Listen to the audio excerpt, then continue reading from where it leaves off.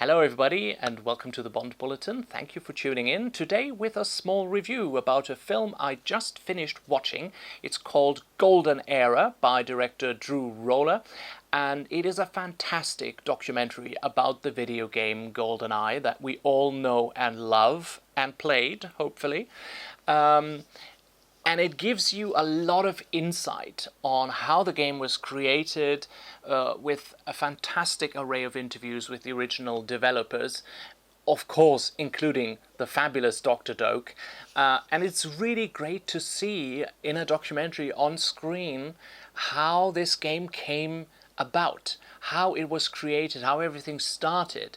In the Midlands in England, in some farmhouse where they started putting this game together, a team that had literally no experience, coming straight from university, and they started with a 3D game on the Bond license, and in really great detail they report in interviews about that process, and this brings you closer to this whole GoldenEye phenomenon, a game that defined games since the day it was released, and so many games are built upon this game.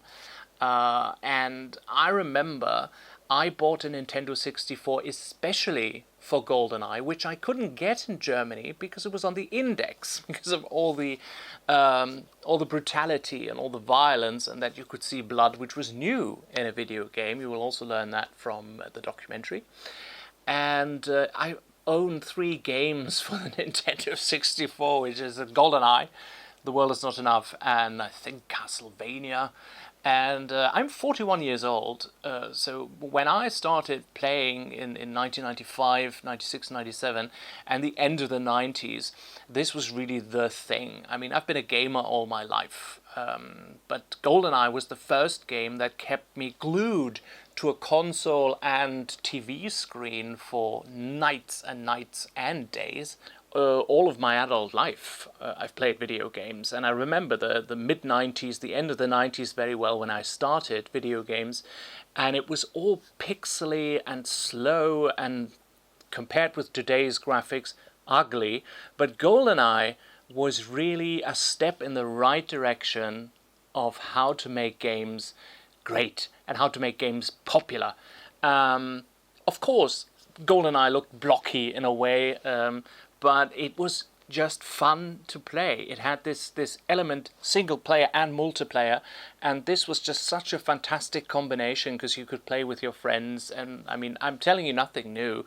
You probably did it yourself if you're a long-time Bond fan or a video game fan. And the documentary touches on a lot of subjects like that. It touches modding, how we were thrown into this. The documentary calls it a vacuum because there is no GoldenEye remaster, there is no HD remake except the leaked one, that fans started modding. That's how GoldenEye Source came about, and the documentary also explains that. So if you have a chance to see it, if you have Prime or anything else, down in the description you will find all the streaming links for GoldenEra.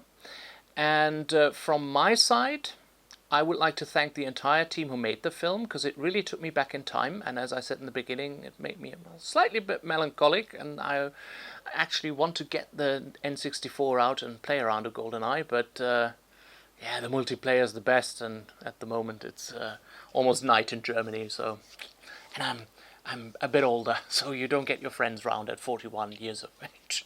But okay, absolutely worth a watch from me. 5 out of 5 stars, definitely. Go watch GoldenEra. It's really fun. It's fantastic.